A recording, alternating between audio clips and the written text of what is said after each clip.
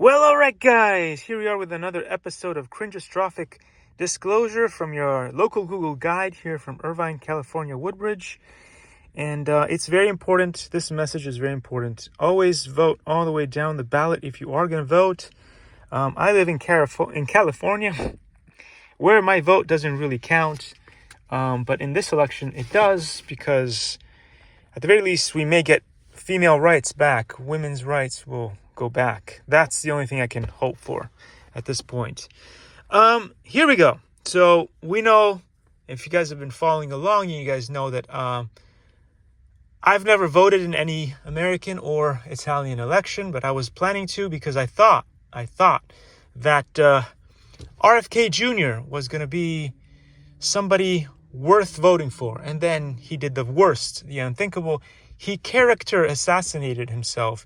He betrayed us all, and he joined the party of betrayal. You can just go through the whole list. A bunch of people who absolutely hated the Donald suddenly just went on board with the Donald, which, it's brainwashing. So I just want to talk about this for a few minutes so you guys understand what it means, the projection and confession, how that works. Anyway, in the middle here we have Donald Judas Trump, obviously, because it's the party of betrayal, so Judas. And how this usually works is that there is a projection, which basically means you go ahead and you blame the other side for the things that you clearly are confessing to through your actions. So how it works, as I said before, is he always blames everybody else. Obama, Bernie, Joe Biden, Kamala. They're Marxists, they're communists, they're Bolsheviks. But then he secretly, through his actions, right, he confesses, because he praises for Putin, Kim Jong-un, Viktor Orban, and all those people over there. And what you get at the very end is, be careful, because it only really takes one day to be a dictator, to change the entire fabric and system, especially when you have the Supreme Court in your pocket. Now, remember, the strategy was that, he was able to win the election against Hillary, and that was a fluke because not enough Democrats showed up to vote. And also because I'm sure that he rigged something, he knew something, he had something going on there. And also there was this huge populist thing. He was the outsider that was never in politics. But all of that is gone now. And then his other strategy was going over here to where Bernie and Joe Biden is. He uses his fake polls during the rallies. He would go, so who should we fight against at the very end? Should it be Bernie? And then you would have, the big crowds would cheer. And then, or Biden. And he figured out at the very end that he wanted to go against Joe because he'd be easier to beat. And that was, and he's still using the same playbook right now. When it was Kamala and Joe Biden, he would do the same kind of thing. In his first election against Joe Biden, he luckily got Joe Biden because he wanted him to get in power, because he knew that Bernie would do so much better. And he stepped down on purpose. He knew he was going to lose in that election to Joe Biden or Bernie, either way, because he basically created so many enemies like he does by insulting pretty much everybody in the book. He was saying that RFK Jr. was a leftist, like a really, really far left radical lunatic or whatever. And we all know that that he's more centrist and whatever, but of course he's a traitor.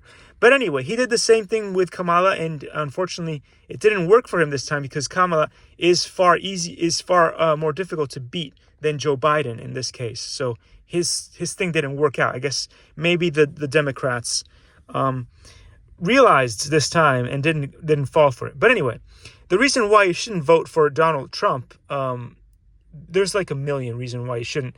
But again, I don't, you do you. If you want to vote for Kamala, vote for Kamala. If you want to, again, I will not be voting in this election because it doesn't really matter. I'm in California, so it's a blue state. So yeah, Kamala will win.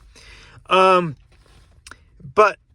the reason why you should vote for her, regardless of all the damage that has been going on in Gaza and all that stuff is because we've been, as men, we've really made blunder after blunder after blunder, and we've not been protecting our women. So when it comes to women's rights, it has to be like murder, right? You either have the full blanketed, carte blanche authority over your life, as in, you have the right as a citizen of the United States nationwide to be protected by the military, to be protected by the police and all that stuff. And murder is absolutely, impossible, and is basically you are protected from it, and nobody should ever get murdered. Basically, that's the law. If you try to murder somebody, you go to jail 100%. And that's the same way you should be able to have your biological rights. Just like nobody can tell you to take the jab unless you want to take the jab, and that should always be the thing. Because anytime that is not the way that it works, people will create loopholes, and and then you basically don't. It's like not having the protection, because people can come up with ways to screw you over, and then people end up dying. So no, Roe versus Wade was a bad idea. It doesn't go to the states, and it should never do. That should have never happened. Anyway, so going back to Donald Judas' projection and confession. Here's why. Look at all the promises, and these aren't not all the promises, but this is a great amount of the promises that he made. He said, I will be good on clean water, clean soil, clean air. Was he? No, he wasn't. He said he would build a wall and he would have Mexico pay for it.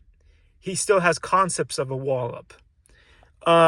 Then, of course, he said he would be great on immigration. He didn't fix a single law on immigration. It should be really easy. People should not be on lotteries trying to get in. If you manage to do all the paperwork, you have your visa and all that stuff, and you have your, it should be a really easy path to immigration, especially for those who spend thousands and thousands of dollars and come here to have their degree. They should be able to stay and work in the United States. But illegals take priority. They always skip the line and they get forward because corporate America brings these people in to do work on half the time with half the budget. It's basically slave force. So, did he fix that? No, he did not fix that, and it's disgusting. Again, law and order wasn't much better. Healthcare, he still has concepts of a plan. He said he would repeal and make it better. Did he do that? No, he didn't. He didn't do better for the vets. He didn't do better for America First. He gave all those stupid, ridiculous... he tried to ban drones. He tried to ban TikTok. So basically, he was censorship first. So all the stuff that he says that he's going to do, he didn't get women... He didn't take men out of women's sports. He didn't do anything. But guess what he did do? A bunch of communist stuff. He took away female rights. He took away rights to RC hobbies and stuff like that. Like, again, censorship against basically DJI and TikTok. That's what he did. Censorship. And then, again, rights. And then he did tax break for the rich. So basically, he completely behaved like a dictator and a communist. So anyway, those are my thoughts, guys. So to end this video on a little high, what we'll do is we'll play a game of Trumpopoly. Trumpopoly is a new game where you get to send Donald Judas Trump's biological rights to the states. And as you roll the dice and you go to different states, if he goes on a blue state, he may lose his ability to be a womanizer. He may end up on a state where he can't go into women's bathrooms like at pageants to check out the young ones, like 12 years old. Maybe he goes on a different state and then he has to be circumcised for craps and giggles. If he ends up on another blue state, he may have to get a vasectomy. And if he ends up in New York, he will go in as a space slug and come out as a woman, which is a huge upgrade. So anyway, Yeah, so that's my new awesome game of Trumpopoly. And anyway, if he does win, I really hope that the women, and I make a prediction here, if he wins the election, that there will be a lot of women who will gather together, and they will put male biological rights up on the ballot. So beware, guys. Beware, guys. There's only so far that women will just, take it and take it and take it and take it. Eventually, it'll be your rights, your biological rights on the line. So watch out. And with that, I say thank you for watching another episode of Cringeostrophic Disclosure, and I'll see you all in the next one. Take care. Bye-bye.